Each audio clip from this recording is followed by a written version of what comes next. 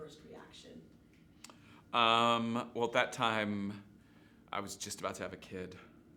So the world was really, I had a real good perspective on what was meaningful in the world. I also knew someone that had just died right before I was offered this part. So, I had like a real, I was seeing the world through a certain lens. So I felt very calm about it. I have always wanted to be in a Woody Allen movie. I love Woody Allen's films. I think he has like, one of the most extraordinary careers that anyone's ever had in film. Just the sheer volume is unbelievable. Yeah, I was excited, but I also was like, wanted to be sure that it fit in my life. Right. And what was the experience like for you overall? Was it everything you expected it to be? Yeah, it was very much the way I like to work, which is quick, not belaboring something too much. He would basically either say, "You sound like an actor saying lines," or he would say nothing. And if he said nothing, then that meant he liked it. Yeah. And I liked that. I don't need a lot of compliments to act. I'm secure in my own acting. And I mostly talked about music with him when we weren't working, because he did stand-up with like some of my heroes. Right. So, he knew Miles Davis and he knew Mingus, and I was interested in his life. Yeah. Fascinating guy. And in playing Dwight, it's a little bit different than any other characters that you've ever played. Mm-hmm. Tell me who is he exactly, and what appealed to you most about playing this character? Well, I knew also that he's casting me to play this guy that is apparently, completely wholesome and clean and all that, except that he wants to be a politician and is incredibly ambitious and is willing to ignore this insane woman's problems and just cast her to be his wife based off of beauty and a certain bearing, and right. So he's not entirely squeaky clean, and I knew that by casting me,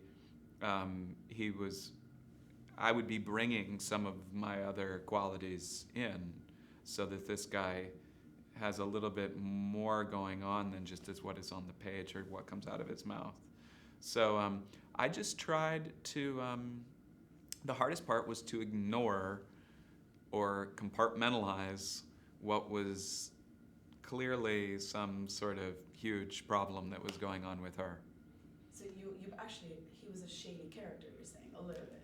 Well, only in as much as every single guy is walking around in the world, you know what I mean? Like, you seem to be having a problem, I really like you. No, just say the good stuff. Say the good stuff. Let's have a couple of glasses of wine, too many. Go lay down, look at the stars, shh. Go talk to your friend about your personal problems. And then come back to me and we'll have sex and wake up and eat croissants, Play the perfect couple. Yeah, I think that that's a common quality in men, not wanting to deal with a woman's problems.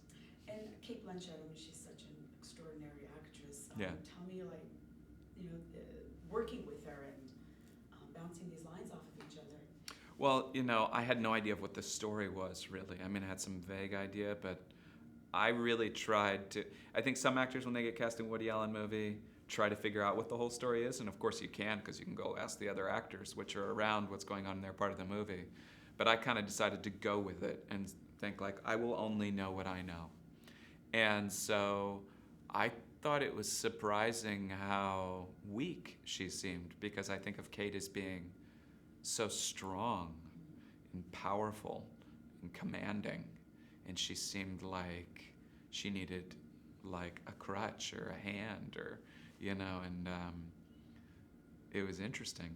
So we really interacted most of the time as the people we were playing. And lastly, I know that you just you're just wrapping up Night Moves, and you're having a big summer with Lovelace as well. Mm-hmm. What do you have coming up after all this? Right now, I'm just taking care of children. My wife is working on a project until November. Okay. So I have a couple of things that I might do this fall, but because my wife is doing a 7-hour series for the BBC in Sundance, where she's the lead, 7 hours of filming, I will mostly be parenting. So Megan, you take turns. Especially if someone's playing the lead in a 7-hour series. Yeah. Wonderful. so Yeah, much. yeah.